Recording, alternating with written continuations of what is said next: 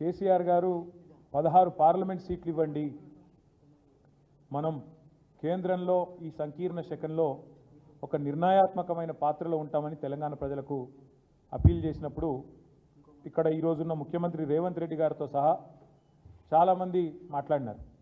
ఏం చేస్తారు 16 ఎంపీలతో కేసీఆర్ గారు, ఏం చేయగలరు అని మాట్లాడినారు.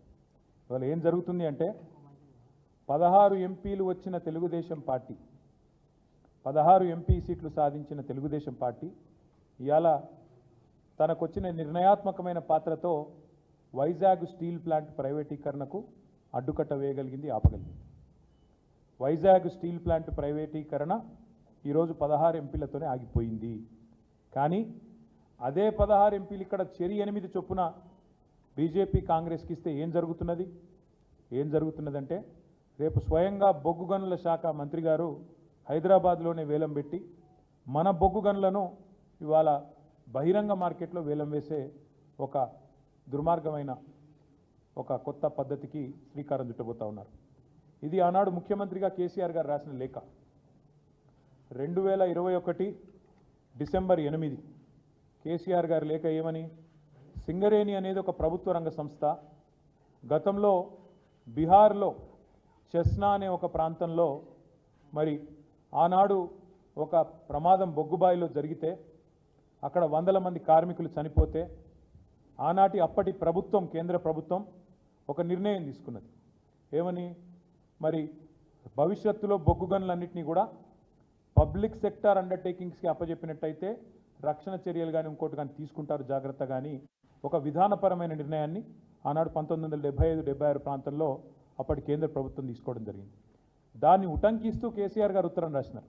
ఏమని రాసినారు, అయ్యా మీరు ప్రభుత్వ రంగ సంస్థ, 51% రాష్ట్ర ప్రభుత్వ వాటా ఉన్నది, 49% కేంద్ర ప్రభుత్వ వాటా ఉన్నది, దయచేసి మీరు కేటాయించండి అని చెప్పారు. చెప్తే వెంటనే ఆనాడు అప్పటి పిసిసి అధ్యక్షుడు రేవంత్ రెడ్డి గారు కూడా కేసీఆర్ గారు డిసెంబర్ 8 నాడు ఈ డిమాండ్ పెడుతూ ఉత్తరం రాస్తే రేవంత్ రెడ్డి గారు డిసెంబర్ 11 నాడు 2021 డిసెంబర్ 11 నాడు ఇది రేవంత్ రెడ్డి గారు చేసిన ట్వీటు, ఆయన రాసిన లేఖ. ప్రధానమంత్రికి పిసిసి అధ్యక్షుడి హోదాలో రేవంత్ రెడ్డి గారు ఏం డిమాండ్ చేసినారు, I wrote to prime minister of India to immediately stop the auction of 4 coal blocks in Singareni Collieries and transfer them to SCCL, Singareni Collieries Limited. It is a matter of concern for thousands of skilled and unskilled workers. We Congress are with them in these tough times. ఇంకా లేఖ చాలా వివరంగా ఉన్నది. Coal బ్లాక్స్ని నేరుగా allot చేయాలి సింగరేణికి, auction పెట్టవద్దు అని ఆనాడు పిసిసి అధ్యక్షుడి హోదాలో గౌరవ పార్లమెంట్ సభ్యుడిగా రేవంత్ రెడ్డి గారు ప్రధానమంత్రి గారికి రాసిన ఉత్తరం. కేసీఆర్ గారు రాయంగానే 3 రోజులకు రేవంత్ రెడ్డి గారు కూడా పేపర్లో ఆనాడు వచ్చిన కథనాలు, రేవంత్ రెడ్డి అర్జెస్ ప్రధానమంత్రి to stop the auction of coal blocks. ఆనాడు ప్రదేశ్ కాంగ్రెస్ కమిటీ అధ్యక్షుడిగా రేవంత్ రెడ్డి గారు. ఆ రోజు మేము ఊరికేనే అడగలేదు. ఆ రోజు మేము చెప్పిన దానికి కూడా లాజిక్ ఏంది అంటే, అయ్యా మీరు ఇది కొత్తది కాదు, మేము అడిగేదేం కొత్తది కాదు, ఇదేం కొత్త విధానం కూడా మేము తెరదీయడం లేదు. మీరు మీ ప్రభుత్వం వచ్చిన తర్వాతనే, మోడీ ప్రభుత్వం వచ్చిన తర్వాతనే ఒడిశా రాష్ట్రంలో కోల్ మినిస్ట్రీ ద్వారా నేరుగా 2 మైన్లను నైవేలి లిగ్నైట్ కార్పొరేషన్కు మీరే అలాట్ చేశారు.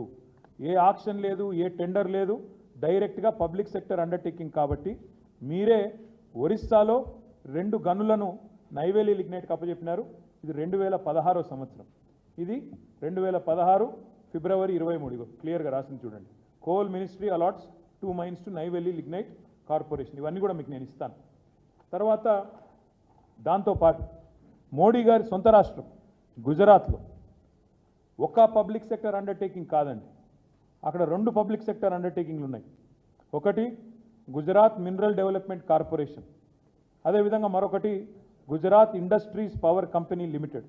ఈ రెండింటికి కూడా ఆనాడు 2015వ సంవత్సరంలో మరి సెక్రటరీ కోల్ ఆధ్వర్యంలో జరిగిన మీటింగ్లో వారు నిర్ణయం తీసుకొని మొత్తం 4 కోల్ బ్లాక్స్, ఒకటి పనందో extension 14.5 million metric tons Gujarat, బార్ఖందం గుజరాత్ 7.2 మిలియన్ మెట్రిక్ టన్స్, ఘాలా 12.3 million metric tons Gujarat, Vastan 107 million metric టన్నుల ఈ 4 కోల్ బ్లాక్లను కూడా 2 పబ్లిక్ సెక్టర్ అండర్టేకింగ్స్కి మోడీ గారి ప్రభుత్వమే, కేంద్రంలో ఉన్న ఎన్డీఏ ప్రభుత్వమే, గుజరాత్లో మినరల్ డెవలప్మెంట్ కార్పొరేషన్కి, గుజరాత్ ఇండస్ట్రీస్ పవర్ కంపెనీ లిమిటెడ్కు నేరుగా కేటాయించిన ఉదంతం కూడా ప్రెసిడెంట్ కూడా గతంలో ఉంది.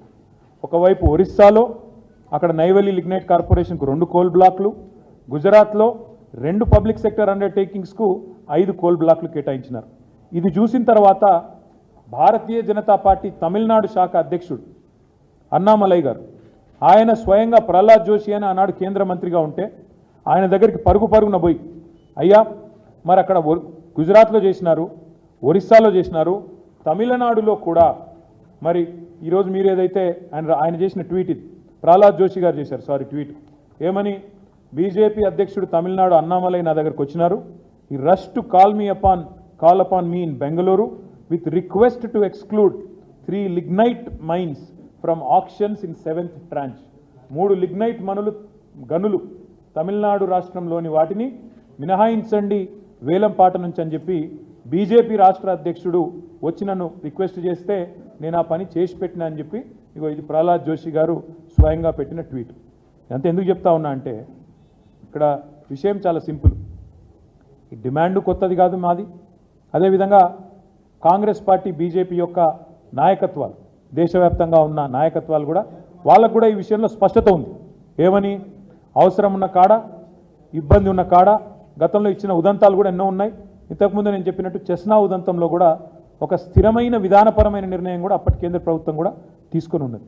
ఈ అన్నింటికి మించి ఈ దేశంలో అనుభవాలు ఏంటి అంటే, ఇప్పుడే నేను వైజాగ్ స్టీల్ ప్లాంట్ గురించి చెప్పిన. వైజాగ్ స్టీల్ ప్లాంటు నష్టాల్లో పోయింది కాబట్టి ప్రైవేటీకరిస్తున్నాము అని ఇవాళ కొంతమంది చాలా చక్కగా సన్నాయి నొక్కులు నొక్కుతున్నారు.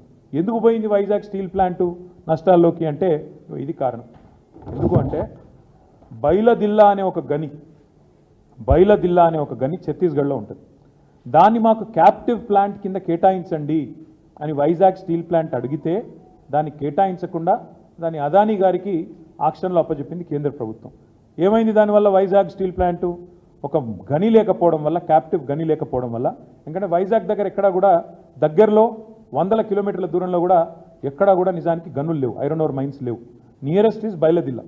ఇది మాకు కేటాయించండి, మేము బతుకుతాము, మేము పబ్లిక్ సెక్టర్ అండర్టేకింగు, మా దాంట్లో రిజర్వేషన్లు ఉంటాయి, ఎస్సీ ఎస్టీ పిల్లలకు ఉద్యోగాలు వస్తాయి, పబ్లిక్ సెక్టర్ బలపడితే ప్రభుత్వం బలపడ్డట్టు, దేశం బలపడ్డట్టు, జాతి సంపద పెరిగినట్టు మాకు అలాట్ చేయండి అని నోరు నెత్తి బాదుకున్నా వాళ్ళకు అలాట్ చేయలే. ఆక్షన్లో పాల్గొనండి, తెచ్చుకోండి అని చెప్పిండ్రు. అల్టిమేట్గా ఏమైంది? దాంతో బైలదిల్లా పోయింది, ప్రైవేట్ రంగంలో ఉండే అదానికో బొదానికో పోయింది. పోయినాక ఏమైంది? ఇవాళ వైజాగ్ స్టీల్ ప్లాంటు నష్టాల్లో పడ్డది. నష్టాల్లో పడ్డాక ఇవాళ ఏమంటున్నారు? నష్టాల్లో పడ్డది కాబట్టి ఇప్పుడు అమ్ముతున్నాం అంటున్నారు. అంటే ఇదంతా ఎందుకు చెప్తున్నా మీకంటే, రేపు సింగరేణి విషయంలో కూడా ఇదే రకమైన వ్యూహం అవలంబించడానికే ఉద్దేశపూర్వకంగా జరుగుతున్న కుట్ర ఇది. ఉద్దేశపూర్వకంగా సింగరేణికి కోల్ బ్లాక్స్ కేటాయించకుండా సింగరేణి కూడా వేలంలో పాల్గొనండి అని సన్నాయి నొక్కులు నొక్కే కిషన్ రెడ్డి కానీ, అదేవిధంగా ఇవాళ ఆయనకు వంత పాడుతున్న బీజేపీ కానీ ఒక మాట చెప్పాలి. ఏమైంది మరి రేవంత్ రెడ్డి గారి లేక? రేవంత్ రెడ్డి గారి వ్యతిరేకత ఎందుకు మాయమైంది? 2021 డిసెంబర్ 11 నాడు కోల్ బ్లాక్స్ కేటాయించండి సింగరేణికని డిమాండ్ చేసిన రేవంత్ రెడ్డి గారు పీసీసీ ప్రెసిడెంట్గా ఇలా ఏం మారింది? ఎందుకు ముఖ్యమంత్రిగా మీరు ఆ వేలం పాటలో మేము పాల్గొంటాము అనే మాట చెప్తా ఉన్నారు? బీఆర్ఎస్ రక్షణ కవచం అని నేను ఊరికే అనడం లేదు. 9 ఏళ్ళు